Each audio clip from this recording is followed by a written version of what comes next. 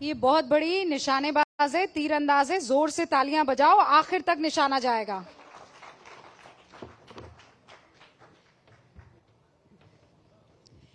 खेल विभाग की मंत्री आईटी भी संभालेंगी।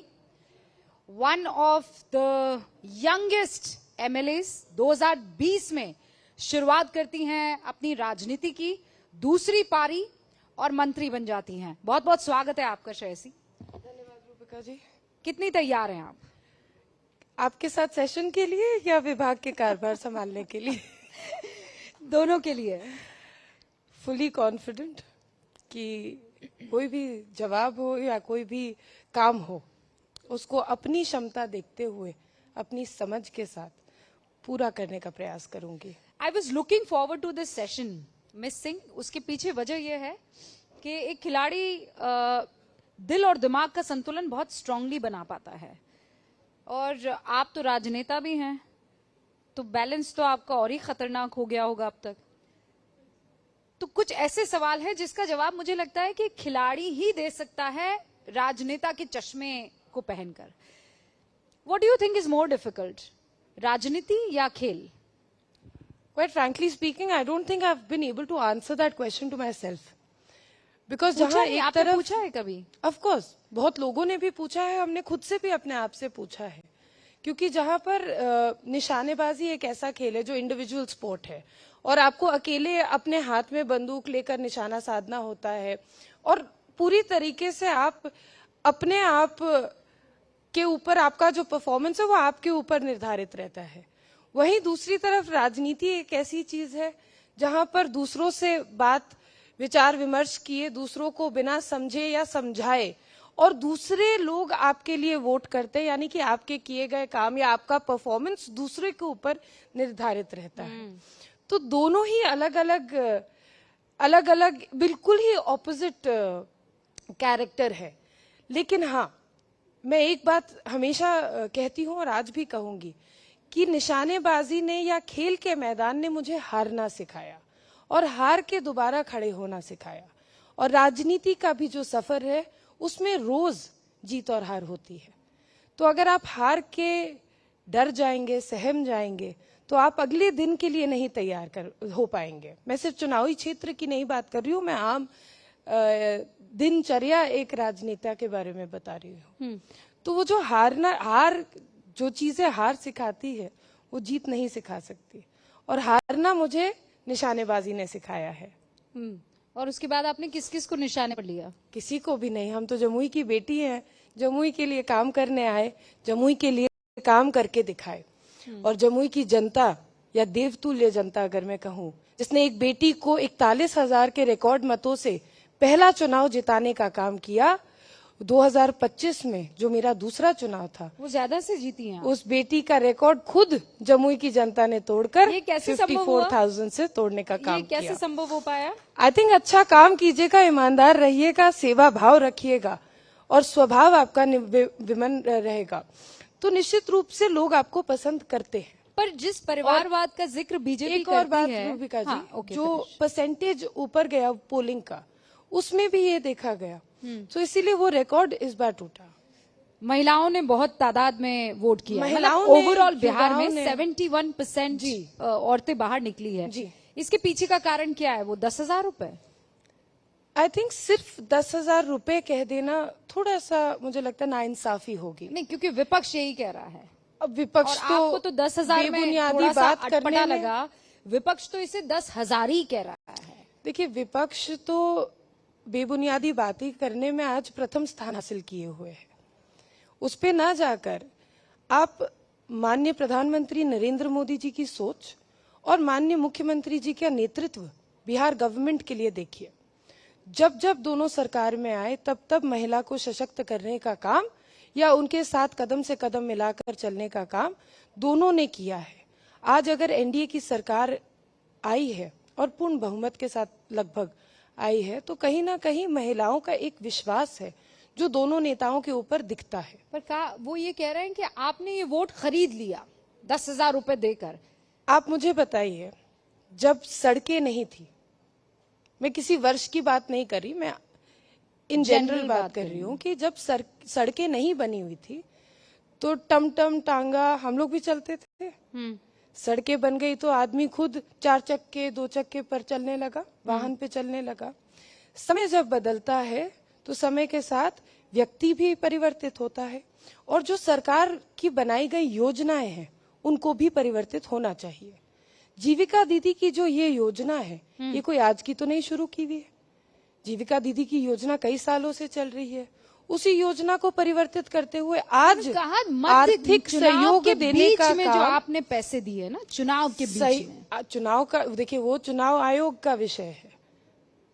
चुनाव के बीच ये तो आप ऐसे कह रही हैं कि मान लीजिए किसी का पेंशन योजना 1100 रुपए हुआ और उसको सालों साल महीने दर महीने 1100 रुपए योजना मिल रही है। आप कह रही हैं कि चुनाव के बीच उसको रोक दीजिए।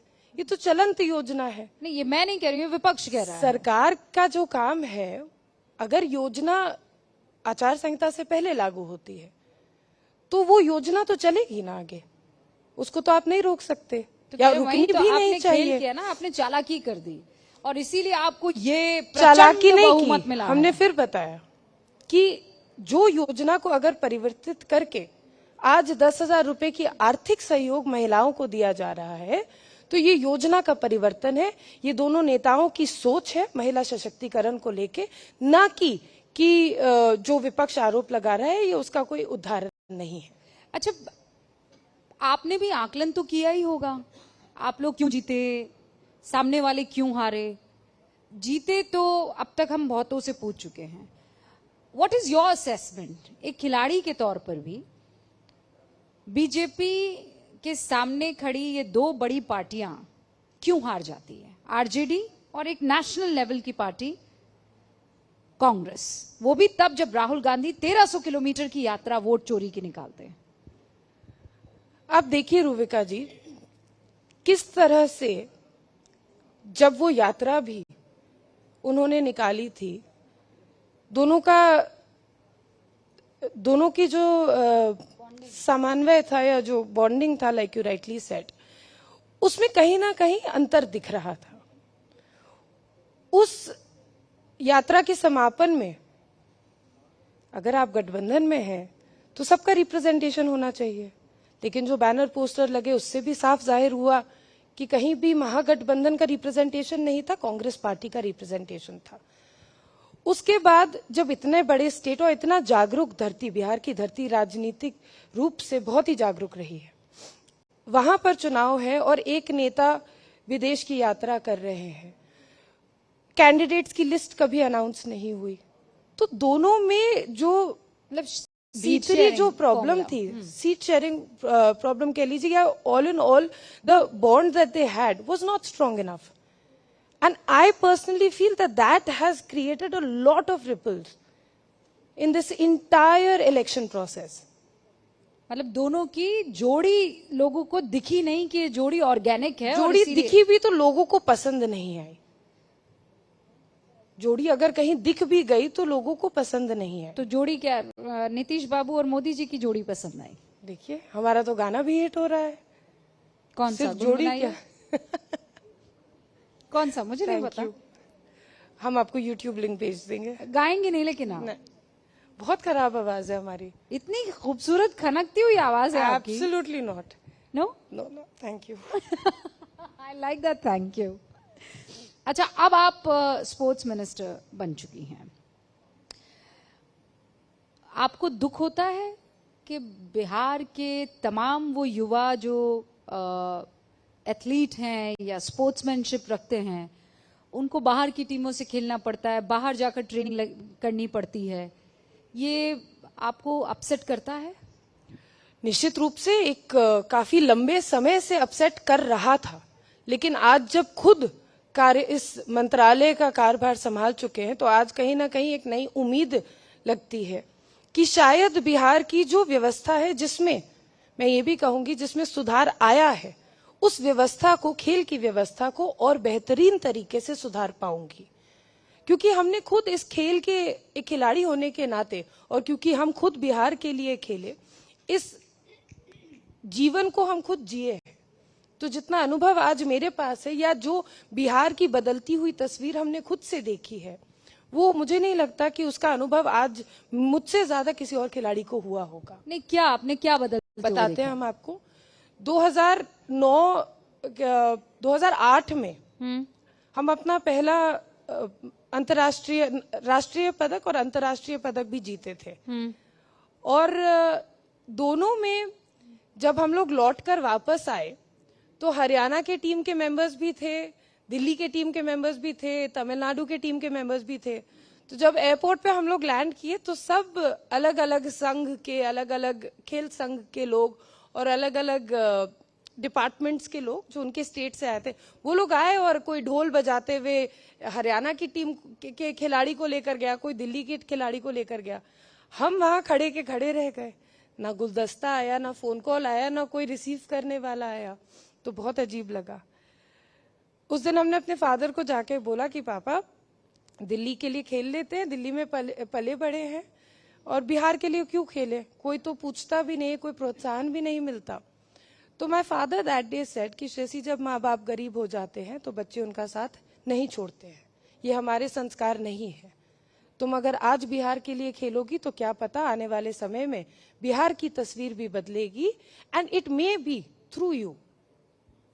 खैर 2008-9 की मैं कहानी सुना रही थी। 10 साल बाद जब मैं खुद 2018 में स्वर्ण पदक जीत कर आई, ना ही एक बड़ा रिसेप्शन और फैसिलिटेशन सेरेमनी हुआ, साथ ही साथ प्रोत्साहन राशि भी मिली।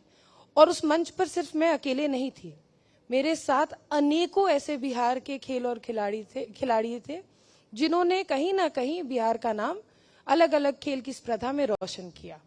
Late me finish this answer, okay. You will have to give me time. Bihar में नेशनल गेम्स में जब हम जाते थे तो गिने चुने खिलाड़ी होते थे। इस बार जो उत्तराखंड में नेशनल गेम्स आयोजित हुए, ना ही वहां पर एक बड़ा बिहार का कंटिंजेंट था, क्योंकि फ्लैग बेयरर हम खुद थे तो हम जानते हैं। हम लोग रिकॉर्ड 11 मेडल्स के साथ घर वापस भी लौटे, and that is a record in itself. हमारी दूसरी योजना जो मेडल लाओ नौकरी पाओ की जो योजना है, एक ऐसा खेल विभाग से आप सवाल कर रही हैं जो मात्र 1.5 साल काम किया है। Please remember this. इस 1.5 साल के अंतराल में 71 खिलाड़ियों को सरकार नौकरी दे चुकी है, सिर्फ अपने खेल के प्रदर्शन के ऊपर। और आज जाके 2025 में यह आंकड़ा 88 का हो गया है, फ्रॉम 71 टू 88 इन 1.5 years। हम रिकॉर्ड 36 मेडल्स खेलो इंडिया गेम्स में जीते हैं। बिहार के बच्चे खेलो इंडिया गेम्स में 36 मेडल्स जीते हैं। वो आपकी आंखों में चमक मुझे मैं इसीलिए इन आंकड़ों को बता रही हूँ क्योंकि ये अपने आप में खेल जगत के सामने ये दर्शाता है कि बिहार आगे बढ़ रहा है। But what is the challenge? There are many challenges. जैसे there are many challenges. For starters, infrastructure. We still have so many sports and Olympic sports, summer Olympic sports, जिनका इंफ्रास्ट्रक्चर बिहार में नॉन एग्जिस्टेंट है। उस infrastructure को बनाना है। हमारी योजना थी कि हर प्रखंड पे स्टेडियम्स बनाने हैं। जहां एक तरफ स्टेडियम्स को बनाया गया है, लगभग मुझे लगता है कि 65% हम लोगों ने इस योजना को धरातल पर उतारा है। वहीं जो स्टेडियम्स बने हैं उनका मेंटेनेंस नहीं है, तो निश्चित रूप से उनको मेंटेन भी करना है। अलग अलग टैलेंट स्काउट करके अलग अलग जगह पे, क्योंकि अलग अपने 38 जिला है, उन 38 जिला में अलग अलग प्रतिभाशाली बच्चे हैं जो अलग स्पोर्ट्स से आ सकते हैं। उनको सही अपॉर्चुनिटी नहीं मिली, तो काम करने के लिए तो असीम संभावनाएं हैं। लेकिन जो काम हुआ है, क्योंकि आपका सवाल ये था कि हम बिहार की बदलती हुई तस्वीर किसको बोलते हैं, मैं उस बदलती हुई तस्वीर को दर्शा रही थी। जहां 2011 नेशनल गेम्स झारखंड में आयोजित थे और हमको लगता है हम बिहार से एक लौते खिलाड़ी थे। I may be wrong, but we were a very few. और उसके बाद 2011 से लेके, खुद मैं अपने स्पोर्ट्स के करियर की बात कर रही हूँ, 2011 से लेके 2024 में जो उत्तराखंड में नेशनल गेम्स हुए, वहां I don't know the exact number of athletes who participated, but we are coming back with 11 medals. ये बदलती हुई तस्वीर है बिहार की। लेकिन आप तो खिलाड़ी हैं, आपने हरियाणा की वो खबर सुनी होगी जहां एक basketball player was about to he was jumping और वो टूट के उसके ऊपर गिरता है, तो लोगों में ये आवाज बुलंद हुई कि इस खिलाड़ी को करप्शन ने मारा है। क्या बिहार में भी बड़े लेवल पर करप्शन की समस्या नहीं है, खासकर टेंडर्स को लेकर? जिस तरीके से ये ठेकेदार होते हैं, इनको जिस तरीके से ठेका दिया जाता है, आरोप ये लगते हैं कि आपकी तरफ से तो पैसा दिया जाता है लेकिन वो इंफ्रास्ट्रक्चर पर लगने की बजाय किसी और के जेब में चला जाता है और इसका खामियाजा खिलाड़ियों को उठाना पड़ता है। देखिए, बिहार में टचवुड अभी तक कम से कम खेल के माध्यम से इस तरह की घटना नहीं हुई है। हैविंग सेड दैट, अगर इस तरह की घटना किसी और क्षेत्र में भी आती है तो निश्चित रूप से ये गंभीर मामला है और इस तरह से जो काम करने का रवैया है उसको बिहार से निकाल फेंकना होगा।